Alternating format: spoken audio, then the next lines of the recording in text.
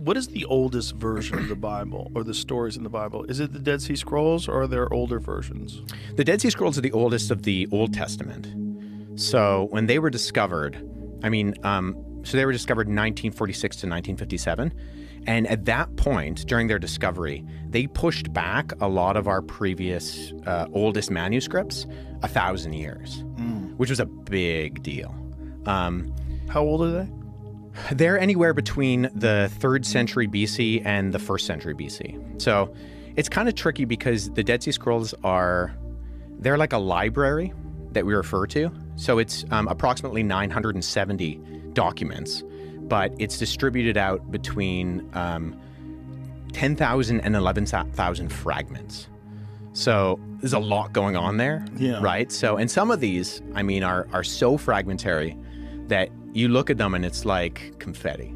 Because they're, 3,000 years old, but not quite that. They're like 2,000 plus years old. Right? Animal skins too, right? Yeah, well, all sorts of things. Animal skins, papyri, and then some of them are actually done on copper. Really? They're like inscribed in copper. Oh, wow. Yeah, one of the coolest ones. Actually, this relates because I know you're a Marco Allegro guy. The first time I was introduced to Marco Allegro was not his Sacred Mushroom and the Cross stuff, but he published a book on what's called the Copper Scroll, because part of the Dead Sea Scroll fragments is this inscribed document on copper, which is an ancient treasure map. Can you see it? Is it Yeah. online? Yeah, Jamie, pull up the, hey. There it is. Wow. Yeah. So it's in Hebrew, and it is wild. So it has these sites where it says buried treasure is found. Whoa. And there have been a number of guys who have tried to look for it. And so Does it say what the treasure is? you know what? Off the top of my head, I don't know. But Look how crazy that language is. I know, right? And so, but the Dead Sea Scrolls, so it's like stuff like this. It's papyri, it's animal skins, and it's a number of different languages. So the vast majority of it is in Hebrew, but there's also a lot in Aramaic and then Greek and in Nabatean. So it's like an umbrella term to just describe a whole bunch of literature. So a lot of it is biblical because it was written by this group out in the desert called the Essenes who lived at Qumran. So, but then other stuff of it is just, it's just Jewish literature of various stripes that were hidden in caves all around the Dead Sea. So the scrolls, as it were, aren't all biblical. Some of them is just a counting of the times. Yeah. Oh, Jamie looked it up. 65 tons of gold and 26 tons of silver. 65 tons.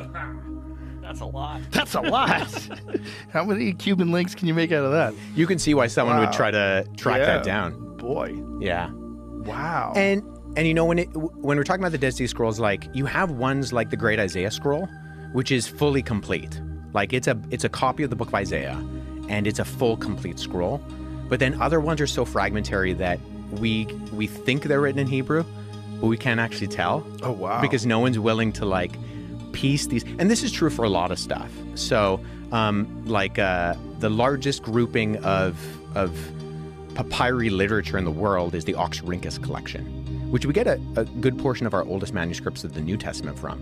But if you go to Oxford and you look at the Oxyrhynchus collection, and you pull out that drawer, it's like a jigsaw puzzle, and you're like, right. Most of it is untranslated, untranscribed, because the amount of man hours that it would just take to even put it together, never mind then go to the effort of transcribing and translating it. And most people are not willing to do that. So when you say the book of Isaiah is intact, how similar is it to the book of Isaiah that's in the Bible? So that one is fascinating. So this isn't true for all of the Dead Sea Scrolls, but when we discovered the Great Isaiah Scroll, previous to that, the earliest copy of Isaiah that we had was in the Masoretic text, which is in the Middle Ages. Whoa. Yeah, so it was literally 1,000 years. We literally pushed back our understanding of Isaiah 1,000 years. And the thing that really shocked scholars, like I said, this isn't true for all of the Dead Sea Scrolls, but one of the things that shocked them about Isaiah was that it was word for word identical to the Masoretic text. Word for word. Word for word. Wow. Yeah. Is that So it this right is the there? Great Isaiah Scroll. So if you go to Israel and Wait, you go... is that papyrus? Yes. No, I think that one is vellum. What is vellum? So I should be more specific. So parchment is animal skin. Vellum can be used synonymously with the term parchment. Technically, parchment is like baby animal skin, like calves or lambs. But this is the Great Isaiah Scroll, and you can see like they stitch together the parchment because it's so long. God, it's so beautiful. The way they wrote back then was so beautiful.